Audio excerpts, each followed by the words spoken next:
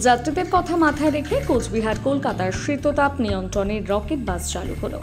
শুক্রবার উত্তরবঙ্গ রাষ্ট্রীয় পরিবহন নিগমের কোচবিহার সেন্ট্রাল বাস টার্মিনাসে উত্তরবঙ্গ রাষ্ট্রের পরিবহন সংস্থার চেয়ারম্যান পার্থপ্রতিম রায় এবং উত্তরবঙ্গ রাষ্ট্রীয় পরিবহন সংস্থার বিশেষ আধিকারিকদের উপস্থিতিতে উদ্বোধন হলো একটি এসি রকেট বাস, দুটি নন এসি রকেট বাস, দুটি সিএনজি বাস। যাত্রী পরিষেবার কথা মাথায় রেখে উত্তরবঙ্গ রাষ্ট্রীয় পরিবহন সংস্থা বেশ কয়েকটি বাস উদ্বোধনের পাশাপাশি সংস্থার সফল কর্মীদের একই দিনে পুরস্কার বিতরণ করা হয়।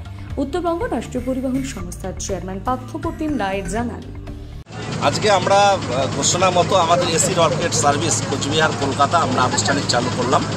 প্রত্যেক মঙ্গলবার ও শুক্রবার এখান থেকে ছাড়বে এবং পরবর্তী পর্যায়ে নন এসি পরিষেবা প্রতিদিন থাকবে, কিন্তু লিঙ্ক পরিষেবা শিলিগুড়ি থেকে এসি প্রতিদিন আপনারা যাত্রীরা যেতে পারেন। এটা আমরা আনুষ্ঠানিক আজকে উদ্বোধন করলাম। সেই সঙ্গে সিএনজি দুটি বাসের অপারেশন আবার নতুন করে স্টার্ট করা হলো। আগে দুটো ছিল, আরও দুটো নতুন সম্ভব।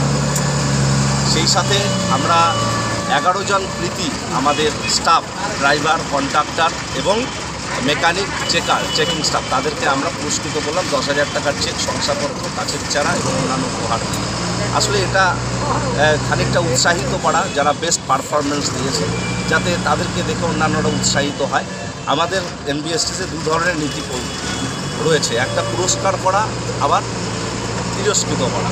যাদের বিরুদ্ধে ডিপার্টমেন্টাল প্রসিডিংস করা হয়, ফাইন করা হয়, সাসপেন্ড করা হয় যদি কোনো যাদের মধ্যে অসততার কোনো নজির থাকে। আবার যারা সততার নজির রেখে যারা খুব ভালো পারফর্ম করে আমাদেরকে দেয়, তাদেরকে আমরা পুরস্কৃত করি। এভাবেই কর্মীদের উৎসাহিত করার চেষ্টা হচ্ছে।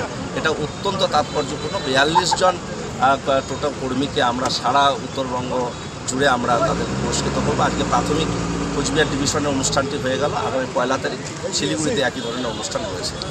এই গাড়িটা এখান থেকে কবে ছাড়বে, কলকাতা কবে? এখান থেকে ছাড়বে